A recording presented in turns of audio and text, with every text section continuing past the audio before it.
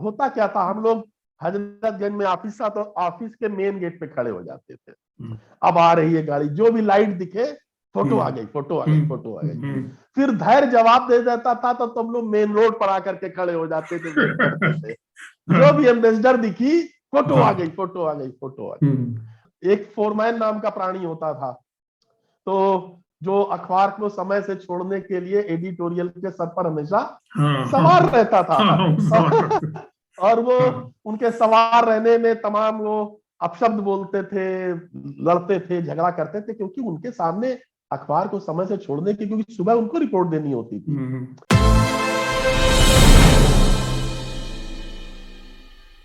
मैं बार बार अपने रिपोर्टर साथियों से कहता हूं कि आपको फोटोग्राफर से ये सीखना चाहिए कि बगैर तनाव के, अच्छा कई बार ऐसा होता है, ऐसा नहीं होता है कि हमेशा तनाव न रहता हो, कभी कभार कोई अच्छी सेलिब्रिटी आ गई, कोई ऐसा वैसा घटनाक्रम हो गया, तो एकदम लड़ाई भी होती है, युद्ध भी होता था कस के आगे बढ़ने के लिए। लेकिन देखिए, लेकिन जैसे ही युद्ध हुआ और युद्ध होने के बाद सब सेटिल हुए और सबने अपने अपने हिसाब से क्लिक किया, उसके बाद फिर एक हंसी, फिर ठहाका, फिर वो सब खत्म हो गया। वो वास्तव में बोला जाता है कि देखो सॉरी, अगर शूट के दौरान कोई धक्के मुक्के लगे, सॉरी यार मेरे को तो पिक्चर करनी थी अपनी, हम क्या करनी है, तो कोई बात नहीं, सब ठीक हो जाता हो जाता हो, उसमें लंबी लड़ाई होती नहीं। जी लंबी, कभी मैंने देखा, बहुत मौकों पर देखा, हड़ताल के दौरान, लाठीचार्ज के दौरान, प्रेस कॉन्फ्रेंस के दौरान, सुनील दत्त की प्रेस कॉन्फ्रेंस के दौरान धक्का मुक्की सब हुई, और उसके बाद फिर मैंने देखा कि सब लोग साथ साथ कॉफी पी रहे हैं, बातें कर रहे हैं, मजाक कर रहे हैं, तो ये ठीक है। तो खैर, तो अब मैं आपको बहुत धन्यवाद करना चाहता हूं कि आपने मतलब ये बहुत अच्छा, एक बहुत अभिनव प्रयास आपने किया है। और जो देखिए, आप जैसे लोग जो सीनियर हैं, जो वरिष्ठ हैं, उनके पास नई पीढ़ी को देने के लिए बहुत कुछ है, बहुत कुछ है। और आप लोगों ने अपनी मेधा से, अपनी प्रतिभा से, अपने पुरुषार्थ से, अपने संयम से इतना अर्जित किया है, इतना अर्जित किया है। और लेकिन ये सबके बस के बूते की बात नहीं होती है, और सबके संस्कार और आचरण भी नहीं होते हैं कि लोग अपनी नई पीढ़ी को देने की ख्वाहिश रखें। आपका देखिए कितना समय कीमती है, आपने इतने इंस्ट्रूमेंट जुटाए, है ना, आपने इतना सब किया, कौन करता है? तो मुझे बहुत अच्छा लगता है। नहीं, आपने एकदम बहुत ये जो मतलब कहना नहीं चाहिए कि एक नई विधा है, नई विधा कहें या ना कहें, लेकिन नई पीढ़ी को देने के लिए आपका जो ये संकल्प है, मैं आपको प्रणाम करता हूँ। और बहुत अच्छा और बहुत अद्भुत आपने किया है। और हम लोग तो देखिए जो फोटोग्राफी का दौर है, आपने तो बहुत पीछे से देखा है, बहुत पीछे से देखा है। हम तो देखिए 88 मतलब सक्रिय फोटोग्राफी में तो 83 से आए, जुलाई 83 से आए, जब अखबार के दफ्तर में पहली बार प्रवेश किए। और आप कल्पना कीजिए कि एक हमारे फोटोग्राफर, ये कानपुर में, मैं एक इवनिंगर में काम करता था, और कितनी मशक्कत करनी पड़ती थी फोटो के लिए। तो हमारे एक फोटोग्राफर थे, उनका नाम कुक्कू था, और वो बड़े मस्त थे, और जैसा उनका नाम था वैसे ही बहुत मस्त थे। और उनके पास 2-3 कैमरे होते थे, और वो पहले साइट पर जाकर के या लोकेशन पर फोटो खींचते थे। फोटो खींचने के बाद फिर वो ऑफिस आते थे। ऑफिस आकर के हमारे जो संपादक जी मंगल जायसवाल जी थे उस अखबार के, उनसे फोटो अप्रूव कराते थे। फोटो अप्रूव कराने के बाद मुझे लगता है कि उस ऑफिस से कम 7 या 8 किलो या 10 किलोमीटर दूर एक मनीराम बगिया करके जगह कानपुर में है, वहां पर वो फोटो का ब्लॉग बनता था। तो वो फोटो वहां दे करके आते थे, फिर उस फोटो का ब्लॉग बनता था, तब तक वो वहां पर वेट करते थे। और फिर ब्लॉग लेकर के स्कूटर से, जो है अपना एक टूटा सा स्कूटर था, तो उसको लेकर के आए, और फिर हैंड कंपोजिंग के जमाना था, हम मतलब शुरुआती जो 83 वाले अखबार की बात कर रहे हैं, तो हम लोग हैंड कंपोजिंग वाले अखबार में थे, हैंड कंपोजिंग होती थी, उसमें ब्लॉक फिक्स किया जाता था फोटो का। तो मैं यही देखता था, सोचता था कि यार इस आदमी को क्या मिलता है। जब मैं जागरण में आ गया, और तो ये बात मुझे लगता है 89-90 के आसपास की है, 89-90। मैंने 88 में ज्वाइन किया, जून 88 को लखनऊ। तो जागरण की 3 यूनिट, जहां तक मेरी याददाश्त है, ये 3 यूनिट ऐसी थी जिनमें कलर प्रिंटिंग का अभ्यास शुरू हुआ, कलर फोटो का। और उसमें स्कैनर सिर्फ कानपुर में लगा हुआ था। तो आप देखिए कि फोटो के लिए कितनी मशक्कत करनी होती थी और फोटोग्राफर कितना जूझते थे। तो 2 जगह से फोटो आमतौर पर ओरिजिनेट होती थी, कलर फोटो 2 जगह से। और लखनऊ में भी उस समय 2 या 3 कलर लैब खुल गई थी, अच्छी कलर लैब खुल गई थी। तो जहां पर फोटोग्राफर्स की लाइन लगती थी, रील धुलवानी है, फोटो डेवलप करानी है, बनवानी है, तो सारे अखबारों के फोटोग्राफर्स जो है वो लाइन लगाते थे। और कई बार क्या करते थे कि जो टेक्नीशियन होता था लैब का, या जो सेल्समैन होते थे, तो हमारे गर्ग साहब थे, बीडी गर्ग साहब थे, फोटोग्राफर थे, बहुत अच्छे फोटोग्राफर थे, बहुत जिंदा दिल इंसान थे। तो वो थोड़ा सा कुछ अंडर टेबल टेक्नीशियंस को कुछ पकौड़ी बनवा, सामने सरदार जी के यहाँ से फिश की पकौड़ी बनवा दी। ओके, तो ये ताकि उनकी रील जल्दी धुल जाए, फोटो जल्दी डेवलप हो जाए, वगैरह वगैरह। तो ये सब केवल फोटो जल्दी मिल जाए, फोटो छप जाए, उसके प्रति जो उनका अपना वो था।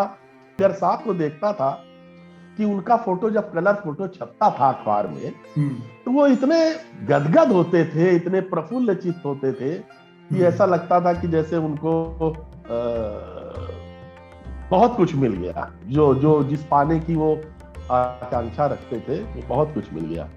तो मतलब मैं आपसे शेयर कर रहा हूँ। कोई ऐसा कोई वाकया अगर आपको याद हो कि अखबार के सब मैटर मिल गए, तैयार हो गया, और फोटो आने में देर हो रही है, अब बहुत परेशानी हो गई, क्योंकि वो फोटो बहुत आवश्यक है, उसके बिना मजा नहीं।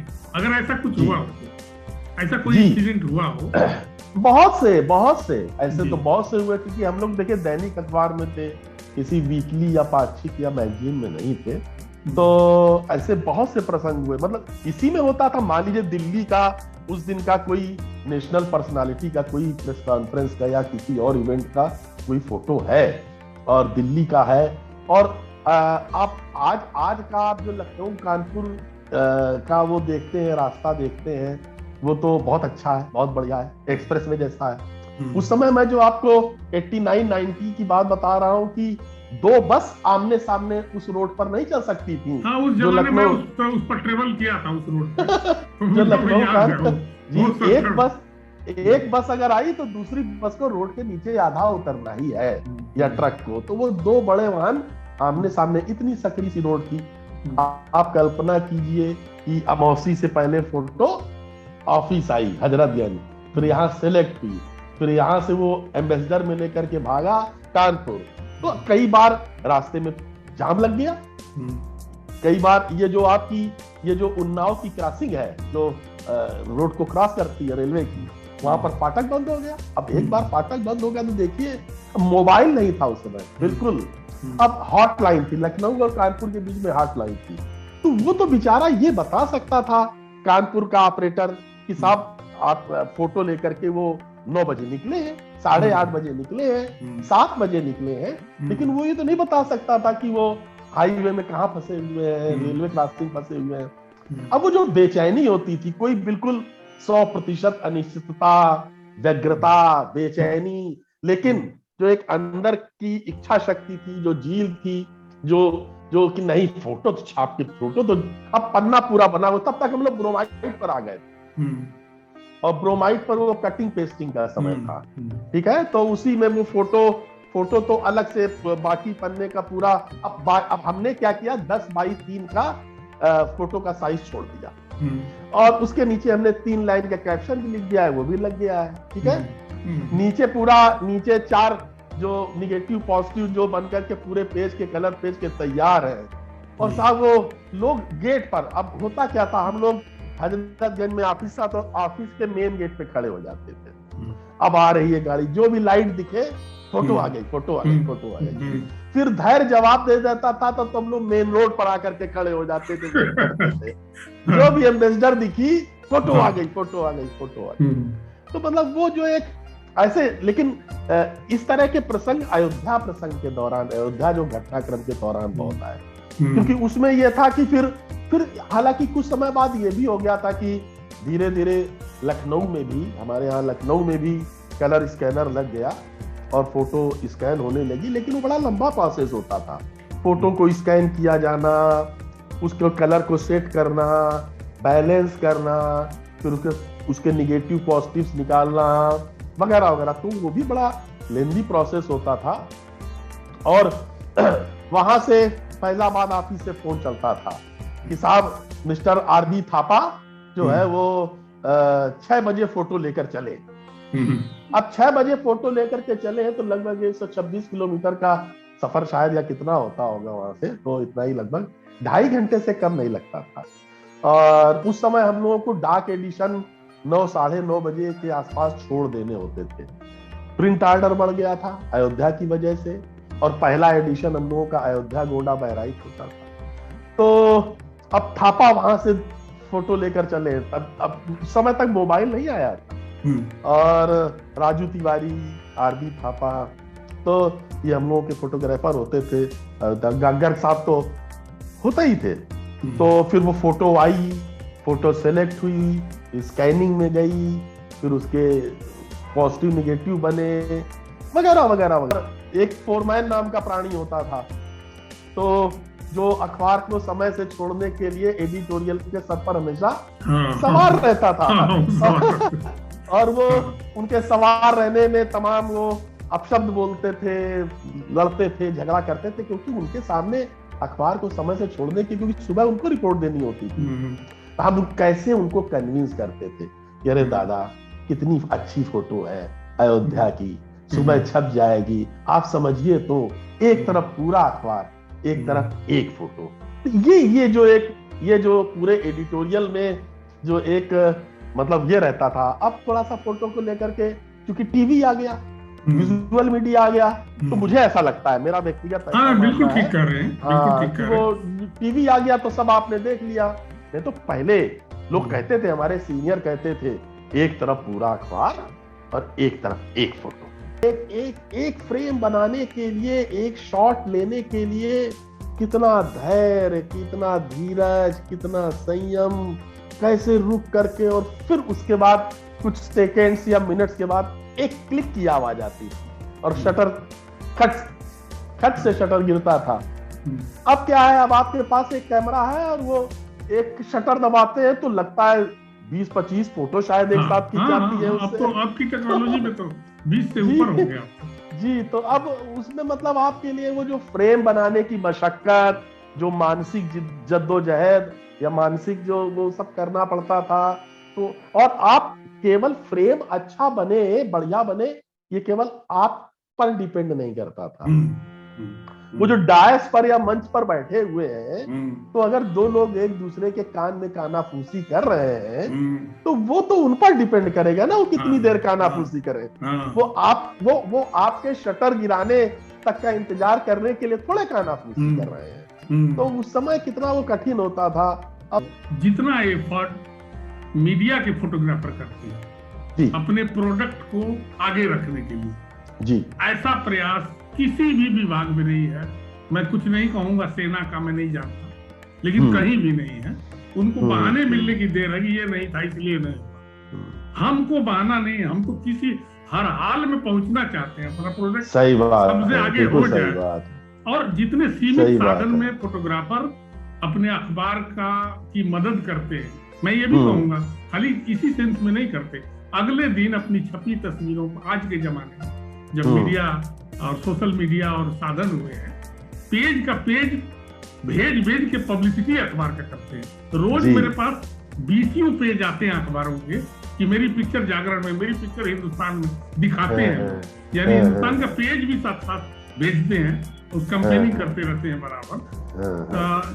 तो ये बहुत मेरे दिल में जगह उसके लिए है, जो किसी भी प्रोफेशन में इतना स्ट्रांग नहीं जितना हमारे वालों में है।